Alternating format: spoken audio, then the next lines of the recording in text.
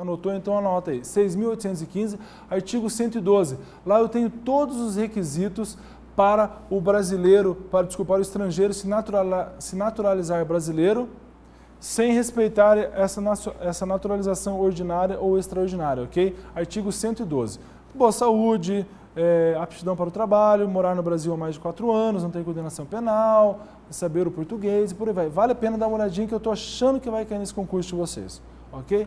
E nós temos, por fim, o Estatuto da Igualdade. Este sim, entre Brasil e Portugal. Entre Brasil e Portugal. O que esse Estatuto da Igualdade diz? Diz o seguinte, ó, prestem bem atenção. O português de Portugal,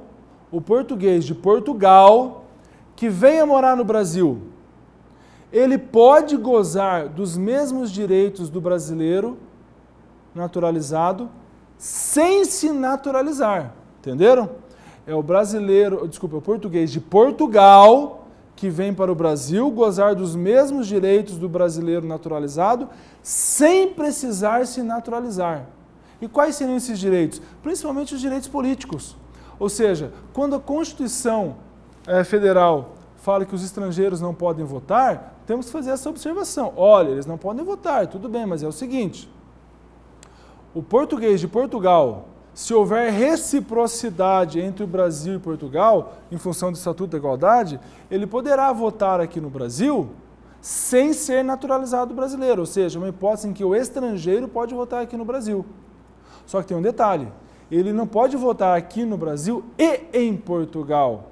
Ou ele vota lá, ou ele vota aqui. Então ele tem que fazer o requerimento do pedido de suspensão dos seus direitos políticos lá em Portugal. E para evitar situações ocasionais, essa suspensão ela é válida por 1, 2, 3 anos. Por 3 anos. Beleza?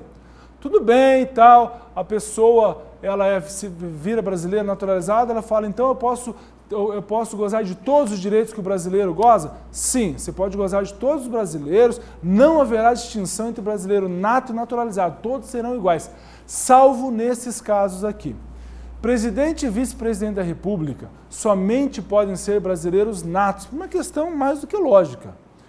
Se o Brasil já está do jeito que está, imagina um argentino como naturalizado brasileiro cuidando do Brasil. Deus o livre, né? Presidente da Câmara dos Deputados Federais, presidente do Senado e ministro do Supremo também tem que ser brasileiros natos. Por quê? Pela ordem de sucessão presidencial, são os automaticamente que substituirão o presidente da República. Por isso que eles precisam ser natos.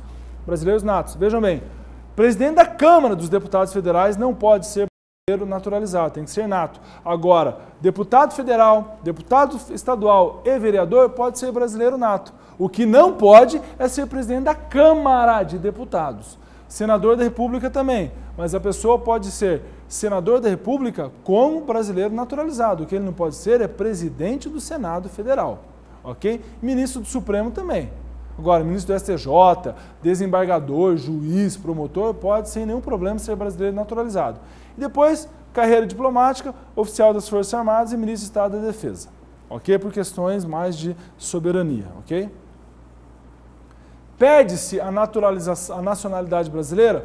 Pode se perder. O brasileiro nato, pode ficar um dia sem a nacionalidade brasileira? Pode. Em que hipótese? Nessas daqui.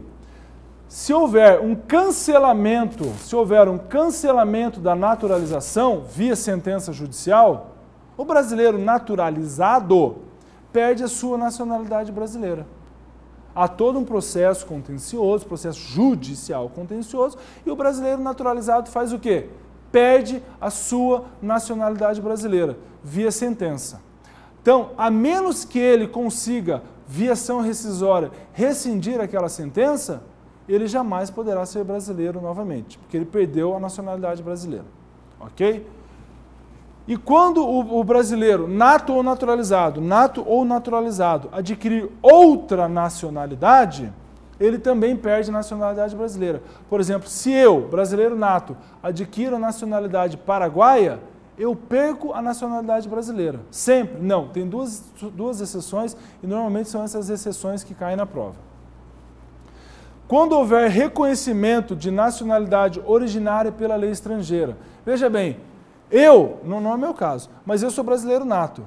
e eu tenho ascendência com italiano. E por isso, mesmo sem eu pedir ou sem eu fazer requerimento, alguma coisa assim, a Constituição da República da Itália me considera brasileiro italiano originário. Quer dizer, eu tenho a dupla cidadania, mas não porque eu quis, porque a lei constitucional originária da Itália assim determinou. Então, eu tenho duas nacionalidades. Ah, vai perder a brasileira? Então não, eu não perco. Não perco por quê? Porque a lei estrangeira que me concedeu essa nacionalidade brasileira. E a segunda hipótese, que eu adquiro outra nacionalidade e não perco a nacionalidade brasileira, quando eu ser obrigado a adquirir essa outra nacionalidade para eu poder exercer os meus direitos civis. Tem um exemplo clássico no livro do Alexandre de Moraes, que ele diz o caso de uma mulher que foi para os Estados Unidos, casou e lá ela virou promotora de justiça, lá nos Estados Unidos. O marido dela morreu. E ela tinha que fazer uma opção. Ou ela se nacionalizava norte-americana e teria, no caso, que pagar pouco imposto de transmissão de herança, ou ela batia o pé e dizia que ia ser brasileira e não tinha jeito, e ela pagaria uma fortuna de imposto. O que ela optou? Optou por ser o quê? Nacional norte-americana. Mas não porque ela queria, porque foi uma imposição para ela poder exercer os seus direitos, ok? Como aqui no primeiro caso de cancelamento e naturalização existe uma punição em função de um ato nocivo aos interesses nacionais, a doutrina chama isso de perda-sanção.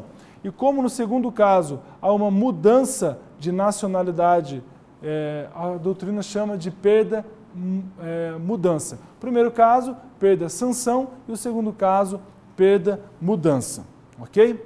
Vamos falar agora em extradição. Eu sei que está correndo, mas o tempo urge, nós temos que ver o máximo de conteúdo possível que eu falei para vocês. Por isso que eu falei, mais prestem atenção e menos anotem, ok? A extradição. O que é extradição? É a entrega de uma pessoa que um país faz em face de requerimento de outro país, ok? A Itália não fez o requerimento de Cesare Battisti perante o governo brasileiro, para que o governo brasileiro enviasse o Cesare Battisti para ser julgado, processado e eventualmente condenado lá na Itália por supostos crimes de homicídio. Isso é um pedido de extradição. Lembro para vocês, o Tribunal Penal Internacional não faz o pedido de extradição, ele faz o pedido de entrega. Pedido de entrega, ok? Mas vamos lá. O brasileiro nato nunca será extraditado. O brasileiro nato nunca será extraditado. Eu sou brasileiro nato, vou até o Canadá, cometo um crime lá de homicídio, um crime de tráfico de entorpecentes, um crime previsto, por exemplo, na lei de armas, um crime de corrupção, qualquer crime desses comuns, por esses crimes, eu não poderei ser o quê? Extraditado. Eu cometo o crime e corro para o Brasil. O Canadá pede a extradição. Eu posso ser extraditado? Não, porque eu sou brasileiro nato. Ah, então eu vou ficar sem responder por o crime? Se houver um tratado, um compromisso de reciprocidade, pelas regras do artigo 5º ou 7º do Código Penal, eu responderei aqui no Brasil por aquele crime que eu cometi lá. Mas anotem aí, o brasileiro nato nunca será extraditado. Já o naturalizado, ele poderá ser extraditado em duas hipóteses. Olhem aqui para mim. O meu copo, ele é a minha naturalização. No dia copo, eu me naturalizei brasileiro. Se eu cometi um crime comum antes da minha naturalização, por esse crime comum praticado antes da naturalização, eu posso ser extraditado. Então, se eu ontem cometi um crime comum, hoje me naturalizei, amanhã eu posso ser extraditado. Por quê? Porque eu cometi um crime comum antes da extradição. Desculpe, da naturalização. Agora, se eu me naturalizo brasileiro e no dia seguinte eu cometo um crime comum, por este crime comum eu não posso ser extraditado. Por quê? Porque eu cometi um crime comum depois da naturalização. Ok? Agora, se este crime que eu cometi for de participação em tráfico ilícito de entorpecentes, não importa se eu cometi ele antes ou se eu cometi ele depois. O que importa é que, por se tratar de tráfico ilícito de entorpecentes, antes ou depois, por esse crime, eu serei o quê? Extraditado, ok? Porque é um crime de tráfico ilícito de entorpecentes.